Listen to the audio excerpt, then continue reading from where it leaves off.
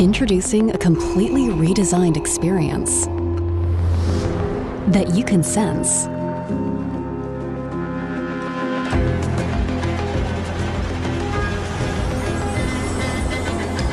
And that senses you. The new Dell Latitude laptops bring your work closer to you.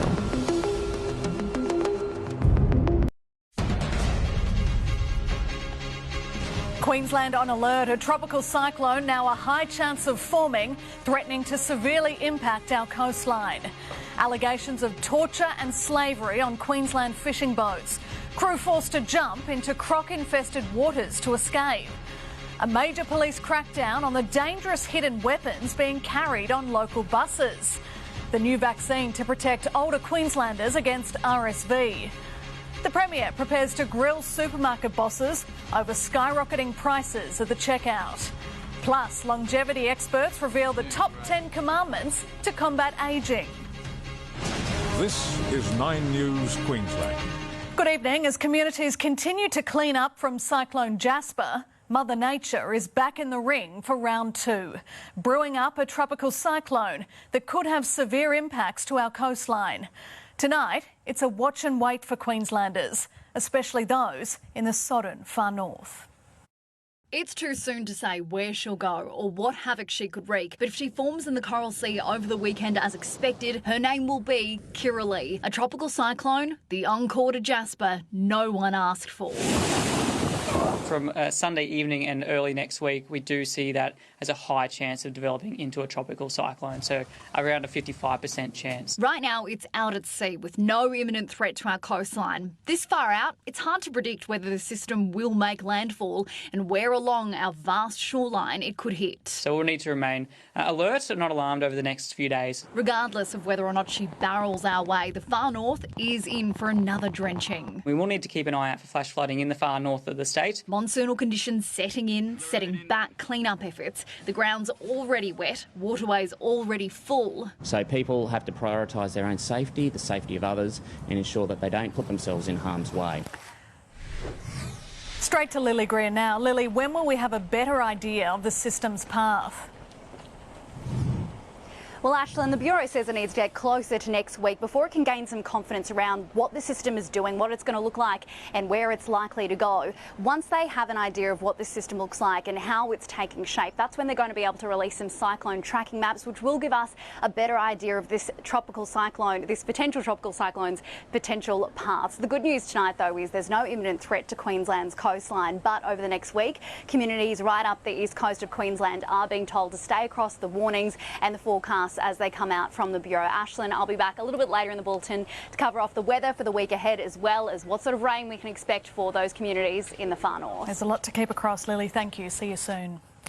Jumping into croc and shark-infested waters to swim for safety. These are the lengths crew members in North Queensland went to escape a man who allegedly tortured them on board a fishing vessel. Tonight, a 47-year-old man is in custody, charged with 46 offences. Torture, slavery and assault. These are just some of the horrific crimes police say took place on these boats in the Gulf of Carpentaria. And some of those complainants were in such fear of their lives and well-being that they actually dived from those boats and swam through crocodile and shark-inhabited waters to the mainland to get off the boat. The 4 fishing vessels now floating crime scenes. Their owner, a 47-year-old Currumbin man, is accused of abusing 5 men and 1 woman, allegedly depriving them of food and water. We'll be alleging that in some cases persons who were employed as deckhands on those fishing vessels were abused, they were assaulted, they were forced to work without wages. They were forced to sleep on the deck, open deck of the boat. Police say the crimes were committed over the span of 4 years. His victims, young people, mostly from the Cape York area. Police executed search warrants on the boats last week, locating an illegal firearm. The 47-year-old has now been charged with 46 offences. They include multiple counts of servitude, torture, assault occasioning bodily harm, common assault, stealing, rape and fraud. Police believe there may be more victims out there and are urging anyone with information to come forward. Meg Sides, 9 News. It's Australia's shame and it's only getting worse. The number of domestic violence murders continuing to climb despite the decades-long fight for change. Tonight, the state government and Queensland Police are under renewed pressure to do more sooner. Behind each homicide is a face, a life, a Queenslander who should be here today. One homicide in any space is far too much. Every day the police service deals with elements of our community who don't respect that. Despite all the reports, inquiries and investigations, domestic violence-related murders keep mounting, from 16 to 24 across the last 2 financial years.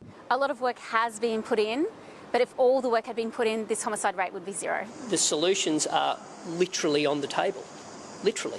Among the solutions the state government's committed to but is yet to implement, 114 extra specialist officers to help assist DV victims. The police service is working overtime to recruit and train them, but it'll take 2 years to get them all in place. The fact that over 100 police roles specific to domestic and family violence have not been filled across the state isn't good enough. Just like other parts of the community, we are working really hard to recruit additional police personnel to support the community in our response to domestic and family violence. Recruits are now undergoing 2 months additional training focused heavily in this area of expertise. It now means that recruits that graduate from Queensland Police Academy are amongst the best trained police officers in the nation. On average, 326 domestic violence offences were recorded across the state every day in the past financial year. That's a jump of almost 30% on the previous year. The fact that we aren't fully responding to that number in a way that stops homicides and other violent harms is a worry. If only there was no reason to respond in the first place. Josh Bavis, 9 News. And if you or someone you know needs help, you can call 1-800-RESPECT on 1-800-737-732. 2 men have been charged with murder 2 months after a man was found shot to death in Rockhampton. 34-year-old Anusha Bone was found dead on the side of the road in Norman Gardens in November with a gunshot wound to the neck. 33-year-old Airlie Lee Fowler and 26-year-old James George DeMarco were already behind bars for other offences, today taken to the watch house to be charged with murder. Didn't do nothing. They have previously been charged with some weapons-related matters. Throughout this investigation, we have seized approximately 12 firearms, which were all possessed unlawfully, which are now thankfully taken from the streets. Police are urging anyone with information about the alleged murder to come forward. The story of a Queensland couple whose baby died following what they claim was substandard care at a major hospital has ignited concerns little has been done to improve Mackay's maternity crisis. But the Premier insists positive change is happening at the Mackay Base Hospital. A mother and father holding their baby boy who would only live for 5 days. He had severe brain injuries, likely from the birth process. Jenna and Andre McGregor's story of loss, shared with 9 News, is heartbreaking, but it's also now sparked anger. They have paid the price for systemic failures, for nobody following through what they said they were going to do. Baby Hugo died following a harrowing birth, a Queensland Health Review finding 34 failures at Mackay Base Hospital. The same facility investigated in 2022. Substandard care was identified, leading to the deaths of 3 babies and lifelong physical injuries for mothers. The Health Minister at the time apologised. I offer my sincerest, unreserved apology. And promised change. But after the McGregors bravely told their story, there's now grave concerns maternity services at Mackay are still letting families and babies down. The hospital is clearly not capable of change as it is, given the previous government reports into them and things haven't changed. So what options do people have? There's a range of initiatives in place, from training to cultural change programs, and I believe that they are working and that Mackay mothers are having a better experience now at the HHS. After being appointed Health Minister last year, Shannon Fentiman said fixing maternity services was her top priority. In May, 2 months after baby Hugo's death, she toured the Mackay ward. announcing in July that 20 GP obstetricians would be trained in regional centres to improve maternity services. That training will begin next month. Hopefully now, as we can see the situation isn't improving but is actually getting worse, that they take it seriously. And Queenslanders deserve better. Live to Jessica Millward at State Parliament now. Jess, the Premier will be demanding answers from supermarket bosses tomorrow. Aislin, the Premier will be holding a phone hookup with the bosses of the major supermarkets, and he is talking tough. He says he will be demanding an explanation as to why our farmers, many of whom are on the brink of bankruptcy, are getting less and less for their produce and stock, while at the checkout, Queenslanders are paying record high prices for their groceries. I've seen some of their explanations, but I really want to interrogate that and get into the detail. I want them to know that Queenslanders are looking very closely at their behaviour. Alarmingly, the Premier says the feedback he is getting from families is that they are turning to processed and fast foods because it is a cheaper alternative than eating healthy from the supermarkets. Aislin? Jess, thank you. Fresh from an aid agreement, a new deal is being worked on that could see more Israeli hostages released by Hamas. It comes as Australia's Foreign Minister arrived in Israel for talks, offering help to under-siege civilians in Gaza. Blasts and sirens in Khan Yunis, the now familiar sounds of war inside this ancient city built for ancient soldiers. High above Gaza's streets, echoes of more gunfire. On the ground in the Gaza Strip, buildings have been flattened as countries push for an end to the war. We should focus on the main conflict in Gaza, and as soon as it's diffused, I believe everything else will be diffused. With the risk of famine and more disease spreading, extra help is on the way to Gaza. Qatar has brokered a new agreement with Israel and Hamas to get more aid in to civilians and medicines to the Israelis being held by Hamas. Tonight, there's also potential for a new deal to release more hostages. We're hopeful that it can bear fruit and bear fruit soon, because there's still, over about 140 hostages still being held. Australia's foreign minister has landed in a country at war, meeting Israel's president. We do advocate for consistently the application of international law and international humanitarian law. Greeting families of hostages and October 7 survivors after promising more than $20 million in aid for Gaza. We're obviously not a party to the region, but I hope we are a respected voice. The US is concerned not just about the Israel-Hamas conflict, but also about trying to restore security and safety to the Red Sea to keep the major shipping route free from the fire of rebels. The Pentagon revealing weapons bound for the Houthis were seized last week, and the US launched more strikes on the rebels, destroying 4 ballistic missiles before the Iran-backed militants fired on a Greek ship in the Red Sea. 3 years after the Houthis were removed from a US list of formally declared terrorist organisations, they could soon be back on it. But it may come too late for shipping companies. Shell reportedly following BP, suspending all its shipments through the trouble zone of the Red Sea. And that could also mean a problem for oil prices. In the United States, Jonathan Kersley, 9 News. China has accused Japan of firing the sonar pulse that injured 2 Australian Navy divers in international waters. The allegation came from China's ambassador in Canberra during a wide-ranging public address to mark the Year of the Dragon.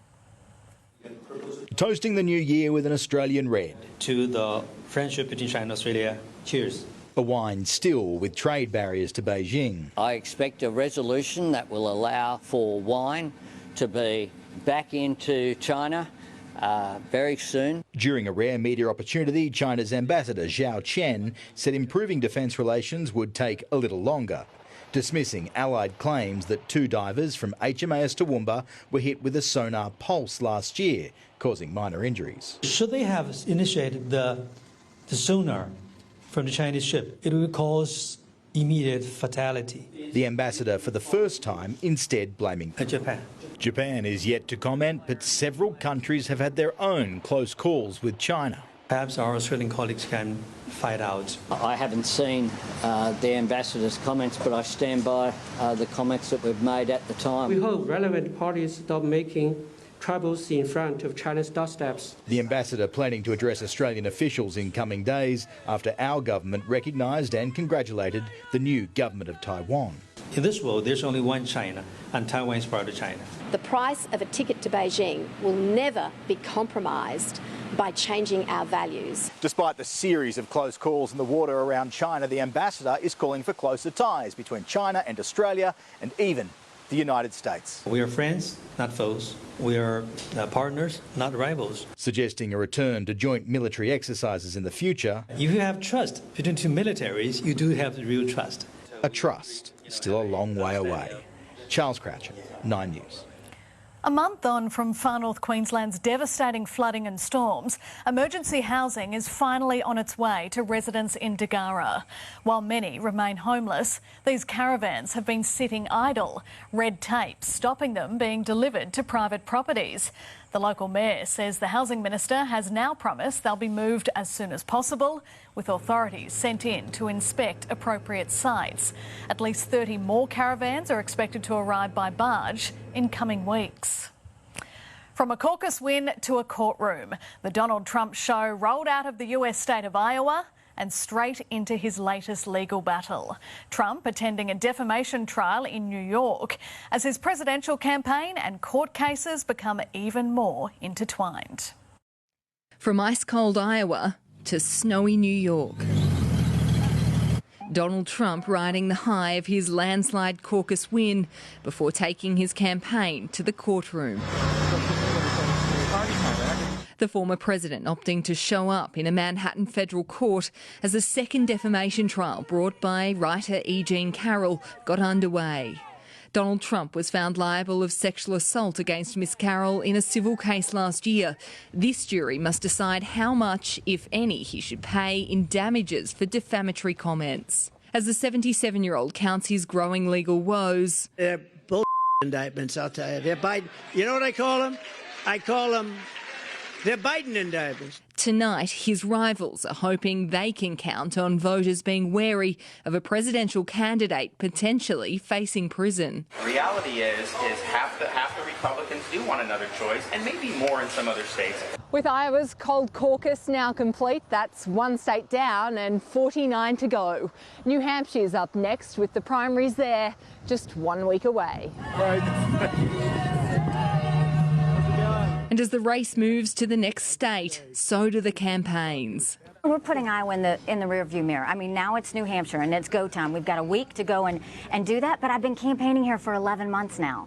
If you think that it was easy to get here tonight, you are wrong. 3 Republican candidates emerging out of last night's race. After next week, it will likely be 2. We now have our eyes on a very special place. You know what that place is? New Hampshire.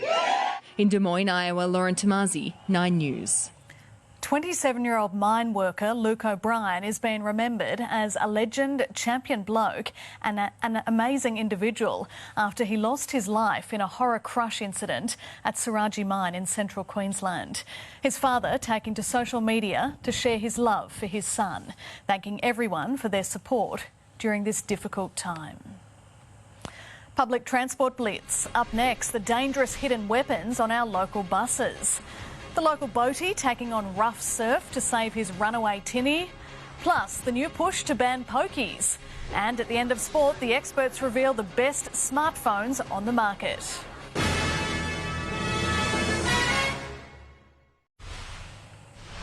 A Gold Coast boatie has had a lucky escape, his vessel flipping on the Brunswick Heads bar, tossing him into rough waters. Refusing to lose his runaway tinny, the fisherman takes on the treacherous conditions. Despite a few close calls, he jumps back on board, firing up the engine, heading straight back to shore, walking away without a scratch. Hundreds of people have been charged as part of a joint operation between police and TransLink. Weapons, drugs and antisocial behaviour targeted in a blitz across the bus network. A 14-year-old boy with an imitation gun in the waistband of his shorts. Thank you. Brazenly, repeatedly asks police to hand it back at Helensvale bus station in July. No. Do you think walking around like this and people are walking around would be happy to see that? The Pacific Pines teenager caught during a safety blitz across the southeast bus network, Operation Victor Course. You walking around with that causes fear to other people. People deserve to feel safe, whether it's in their house, whether it's on a bus, on a train, in their car, driving on the road. In Broadbeach, a 16-year-old hands over a knuckle duster. At a Nala bus station, a machete found on a 17-year-old. Oh my gosh. Knives of all sizes detected in more than 4,500 wanding operations. It's a bit more than a pocket knife. That is a big one.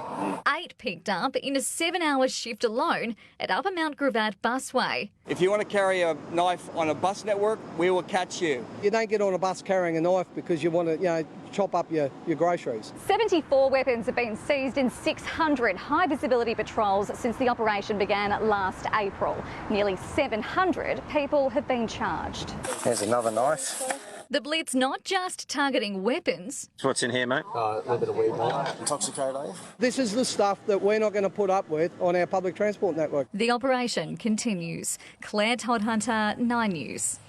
A plan to pull the pokies out of Brisbane. The Greens revealing today that ban all 2,000 machines at council-owned venues. It says pokies need to stop being pushed into poorer neighbourhoods through community clubs. Causes significant social harm in terms of the flow-on costs of gambling, with people experiencing financial hardship, relationship breakdowns, difficulty covering their housing costs. Brisbane residents are losing around $163 million per year through pokies at council facilities. That it just isn't good for the community, and we think there's a real case for positive change. But Labor says it's a damaging proposal that would take away revenue from community clubs and send patrons to the local pub instead. The key to living longer. Tonight, the experts reveal how to boost heart health and slow ageing. The 10 things you need to know. That special report is ahead. Back to school spending spikes. The shock amount it's really costing Queensland families. That's next. Plus, family and friends remember Olympic cyclist Melissa Hoskins. And the moment fighting fires turns to motorway mayhem. 9 News, brought to you by Stan.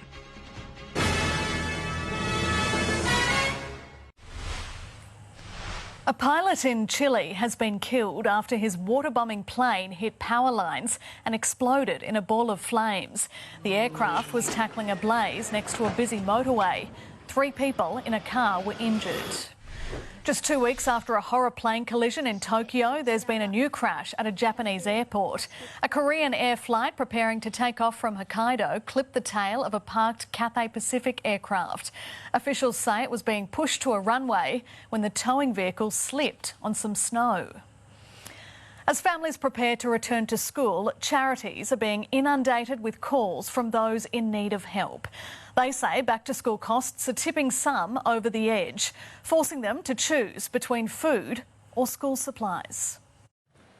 Part of the hustle and bustle of heading back to school is stocking up on supplies, but that comes at a price. I think it has gone up. We've got 3 children and life is very, very expensive these days. In fact, almost 9 out of 10 families who responded to a survey by the Smith family were worried they wouldn't be able to afford all of the supplies their kids need for the school year ahead. We're talking about basic items like shoes, uniforms, books, stationery. Hit hard by the cost of living crisis. It's not just the costs associated with going to school that's going up. It's electricity, it's fuel, it's their accommodation, it's their groceries. Everything is going up. Other Queensland charities also inundated with calls for help, including Lighthouse Care, who provide food relief for families in need. I don't think there should ever be a choice between getting your kids to school, whether they can have lunch at school, whether it's their school uniform, and being able to have groceries. I mean, this is Australia. You know, we're supposed to be the lucky country. It's now estimated that in Brisbane, parents starting their kids in a public school in 2024 will pay more than $85,000 over their 13 years of education. That figure jumps to $277,000 for private schools and climbs further once you include transport, extracurricular activities and electronic devices. Queensland certainly in the middle of the pack when you look nationally. What was surprising is the extent to which costs have increased in the last 12 months, and that's up 6%. Meg Sides, 9 News. Olympic cyclist Melissa Hoskins has been farewelled in her hometown of Perth. The 32-year-old died after falling from a car outside her Adelaide home on December 30. We're celebrating her life today that was cut way too short. Melissa was just warming up. Her best performances were yet to come. Among those at the service, Melissa Hoskins' husband, Rowan Dennis, who has been charged in connection with her death. Seniors' health breakthrough, the new vaccine for RSV. That's next. Plus, the latest scams using your passwords to target big companies. The 10 things to do right now to live longer. And could it get any more Queensland than this? A beloved statue back at our famous Forex brewery.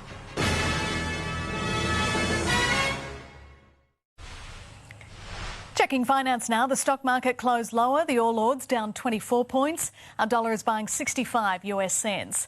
Checking petrol prices now. The average for unleaded petrol in Brisbane is $1.98. Diesel $1.93. The average on the Gold Coast for unleaded is $1.76. Australia's first vaccine to treat the highly infectious respiratory disease, RSV, has been given the green light for adults over 60. And there are calls tonight for the federal government to make the jab free to prevent thousands of cases a year. While it's known for affecting the young, respiratory syncytial virus, or RSV, can pack a nasty punch among older Australians. It hit me really hard. I was in bed for 4 or 5 days, had this terrible hacking cough. As a long-term cancer patient, Kate Vines was particularly vulnerable to a condition she'd never heard of when she fell sick in 2020. My doctor was also a little bit surprised because he said this is a disease that normally just young children get. With higher levels of testing and reporting, RSV cases have exploded from just over 1,500 in 2021 to almost 128,000 last year. While symptoms often mimic a common cold, in serious cases it can lead to pneumonia or bronchiolitis. It can cause a severe respiratory infection that can put older people in hospital and sometimes is deadly. Tonight, there's new protection for Australians over 60. Drug regulator, the TGA, approving the vaccine Arexvy, which is more than 80% effective in preventing the virus. The first doses will be rolled out in the next 2 months, but won't come cheap. Expected to cost patients between $200 and $300, and you'll need a prescription. The Australian government will hopefully add this vaccination to the National Immunisation Program, so it becomes free for all Australians over the age of 60. Several other RSV vaccines are in the pipeline, including one for children and another for pregnant women to protect their newborn babies. Eliza Edwards, 9 News. Thousands of Australians have been targeted in a major credit card scam involving some of the nation's biggest brands. The cyber hacking scheme, which affected the Iconic, has also targeted Mexican fast food giant GYG, Dan Murphy's, streaming service Binge, Event Cinemas and home shopping network TVSN. 15,000 accounts have been accessed since late November, and that number is on the rise. Shoppers are being urged to use a variety of strong and unique passwords. Queensland researchers are one step closer to developing the world-first heart attack drug using the venom of a funnel web spider from Gari. Testing has found the drug is not only effective at every stage of a heart attack, but also doesn't interact with healthy regions of the heart, reducing the risk of side effects. The breakthrough treatment has the potential to save or improve the lives of millions of people living with heart disease. Jonathan Uptin is at Melbourne Park for us tonight. And Jono, what a night ahead at the Open. It sure will be. Aislin, 2 Aussie underdogs against the big guns, Djokovic and Tsitsipas. They're hoping to join Alex de Minaur and Storm Hunter in the third round, the Queenslander surging to her best Grand Slam singles result. Also, Steve Smith's opening act, how he fared in his promotion up the order. And the clouds have cleared here in Brisbane for a beautiful afternoon, but it's a different story up north, the far north, about to get lashed by rain. All your weather details coming up very soon. Incredibly fun, remarkably functional, and effortlessly stylish. Introducing the all-new Ford Puma. A compact SUV that really packs a punch. Looking good has never been this easy. Secure yours today. The all-new Ford Puma. Effortlessly stylish. Good evening. Melbourne Park is buzzing right now as a pair of Aussies face two of the toughest tests in tennis. Jordan Thompson and Alexei Popyrin taking on the might of Stefanos Tsitsipas and Novak Djokovic for a place in the third round. Australia already has two players booked in there already. Queenslander Storm Hunter charging to her career best result in singles, while Alex de Minaur stamped himself as a genuine championship contender. Wet and windy Melbourne weather had seats at a premium under the roof at Rod Laver Arena to watch Alex de Minaur go to work.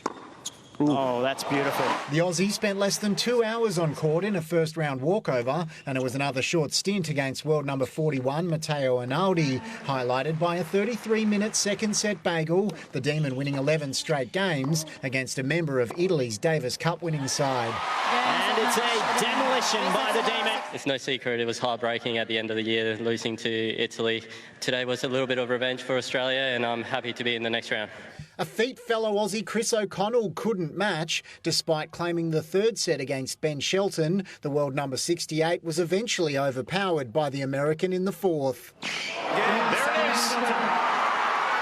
is. Storm Hunter had never won a singles match at the Australian Open before this week.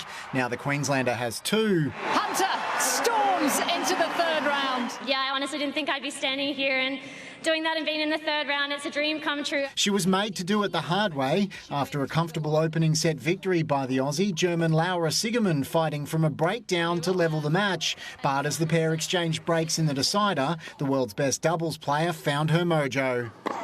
Oh, great tennis. This time, the Rockhampton product held her nerve. I'm just riding the high right now. I think you got to enjoy it while you can. Isla Tomjanovic also still alive in the women's draw.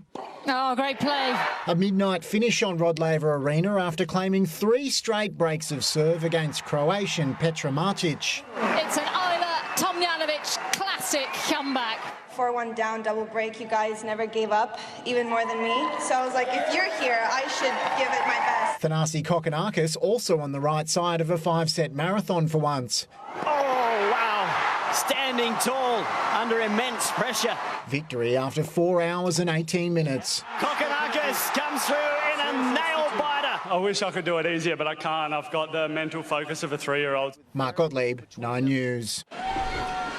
A 16-year-old delivered the first major upset of the tournament. Mira Andreeva didn't drop a game in the first set against 6th seed Ons Jabeur before she wrapped up the second 6-2. And that will do it. What a performance from the 16-year-old. Has defeated her idol in straight sets. I was really nervous before the match because I'm really inspired by Ons, by the way she plays. 2018 champion Caroline Wozniacki is also gone. The Dane eliminated in her first match in Australia in 4 years by 20-year-old Russian Maria Timofeeva. And Coco Gauff blew 3 match points against Caroline Dollarhide before sealing her spot in round 3. Australia has skittled the West Indies for 188 on the opening day of the first test in Adelaide. Steve Smith didn't find batting any easier, with his promotion to opening unsuccessful. Defying history, Pat Cummins won the toss and elected to bowl, something Australia hadn't done at the Adelaide Oval in 44 years. Slightly for Lura taken. Cameron Green making an immediate impact in his test recall. No assistance needed for Cummins' second scalp. Got him! The Windies struggling to adapt to Aussie conditions. Oh! Well, he's misjudged that one badly. Josh Hazlewood's 250th test wicket, the easiest of his career. Shamar Joseph refused to be intimidated, the number 11, the unlikely exponent of the most entertaining innings. Straight up and straight out of the Adelaide Oval. Frustrating the Australian bowlers with his unorthodox approach. Joseph's 36-run cameo boosted the West Indies total to 188, paving the way for Steve Smith to make his debut as an opener, although his partner appeared to be the nervous one. Ash, on down. You got to hold your catches in Australia. Smith more reassured in his new role until the Windies threw Shamar Joseph the ball. Oh, that's nice. Beautifully done. Amazing. Amazing. First delivery in Test cricket. The great Steve Smith edges straight to second slip. The opening experiment only yielding 12 runs. Joseph then turned wayward, losing grip of the ball, offering Usman Khawaja a free hit. The Queenslander politely declined, but Marnus Labuschagne didn't hold back on the Test rookie, a strategy that backfired. He's done it again, the young kid. The new number 4, Cam Green, safely made it to stumps with Khawaja. They'll resume tomorrow on 2 for 59. Adam Jackson, 9 News. Matt Renshaw will be released from the Test squad tomorrow so he can join the Heat on the Gold Coast for their Big Bash finals match. Brisbane batter Max Bryant is already there, reacquainted with younger brother Oscar, who's part of the Titans squad, and usually an Adelaide Strikers fan in the BBL. Well, he should support the Heat. He's got red hair, so he kind of looks like our mascot, the Heater. I always call him the Heater, so no, he'll be fine. I think he's supporting me for this game, hopefully. The Sydney Sixers earned the right to meet the Heat in Friday night's final after prevailing in a last-ball nail-biter against the Scorchers. Aislin, go the Aussie underdogs tonight. Live coverage coming up straight after the news. Looking forward to it, Jono. Thank you. Well, if you're in the market for a new mobile phone, CanStar Blue has done the hard work for you, releasing their latest smartphone ratings. Taking out the Most Satisfied Customers Award, Samsung, scoring 5 stars for overall satisfaction, as well as user-friendliness, durability, design and camera quality. This is the second year in a row that Samsung has beat out Apple, and they also beat out other big names such as Google, Oppo, Motorola and Nokia.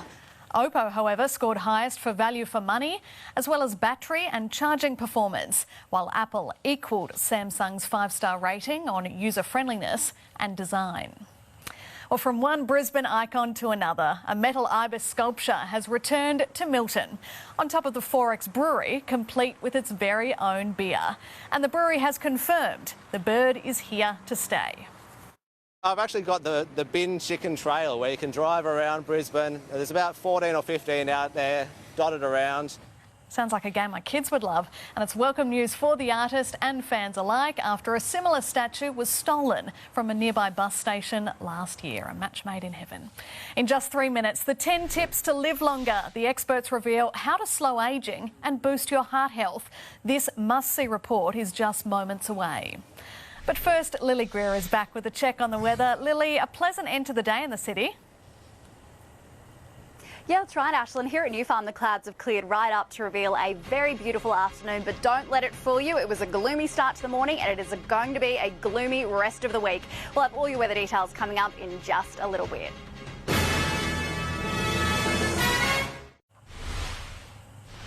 It might sound impossible, but just 10 simple things could be the key to a longer life. Experts in longevity sharing their top tips to boost heart health and slow ageing.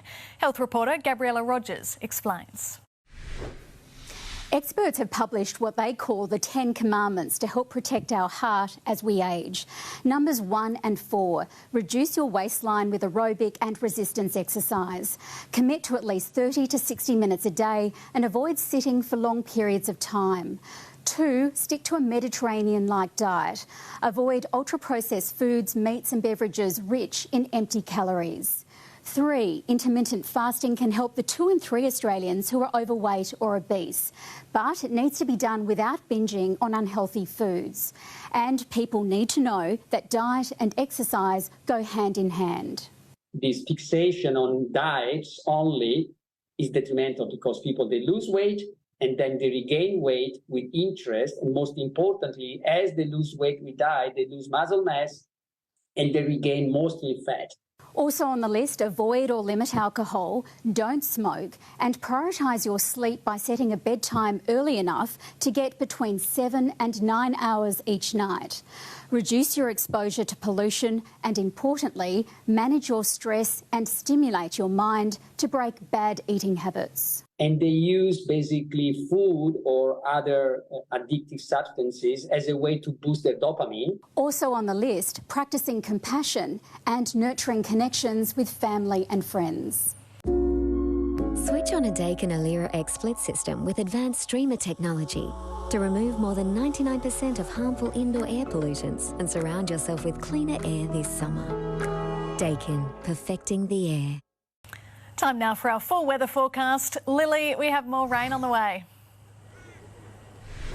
Yeah, you're right, Aislin. That rain activity really eased up today, but we know the drizzly conditions are going to stick around for the rest of the week. I'm trying to think of a positive with all this dreary weather. All I can say is that Brisbane's looking very green and very lush at the moment. That's about where the positive takes end. Before we get stuck in today's temperatures, though, I want to talk directly to people in the far north of our state. We know the Bureau has a severe thunderstorm warning active at the moment. That is for areas like the northern tropical coast, the upper goldfields, the tablelands, the peninsula. They could get heavy rainfall in the coming hours from that monsoonal trough, so residents up there really do need to take care tonight. It was warm right across the board today. 30 degrees on the Sunshine Coast, 29 at Redcliffe, 30 in Brisbane, 29 down in the Redlands and on the Gold Coast. From up above you can see that monsoon trough, and tropical lows continue to bring heavy rain and stormy weather across the tropics. Looking ahead to tomorrow, a top of 30 for Sydney siders, much cooler in Melbourne, 21 degrees, windy and cloudy there, 24 in Adelaide, 31 and maybe a storm up in Darwin, glorious in the capital, 24 and sunny in Canberra and 20 degrees down in Hobart. Back home now, we know more rain is about to be dumped on parts of the far north due to that monsoonal trough. Up in Cairns, 32 and rainy, in Townsville and Mackay much the same, in Rocky a warm 35 degrees and rainy. Down here in the south, 33 in Caboolture, 32 in Logan, 31 in Manly, 31 and drizzly down at surface. Sorry to anyone on holiday down there. And out on the bay tomorrow, winds northerly 10 to 15 knots, reaching up to 20 knots inshore late in the Arvo, seas around 1 metre. In the River City tomorrow, between 23 and 33 degrees, a high chance of rain in the tail end of the day and the chance of a thunderstorm. Those conditions sticking around till at least Saturday, with temperatures in the low 30s. Over in Ipswich, 35 on Friday before it cools off over the weekend. That shower activity will be sticking around too. Down on the Gold Coast, temperatures hovering around that 30 mark for most of next week. Unfortunately, you're in for a rainy few days too. And up on the Sunshine Coast, it'll be warm outside, cloudy and a bit rainy. Not a lot of sunshine in sight as we near the end of the school holidays, Aislin. Unfortunately, the latest from the Bureau is that tomorrow almost every inch of Queensland could see a thunderstorm. Hopefully it clears up though in the afternoon to reveal another beautiful afternoon like what we've seen at the New Farm River Walk this afternoon. Such a wet and stormy summer, hasn't it, Lily? So thank you for keeping us up to date, and we'll keep across all that information as that tropical low is hovering just off Queensland's coast. That is 9 News Queensland for this evening. Good evening.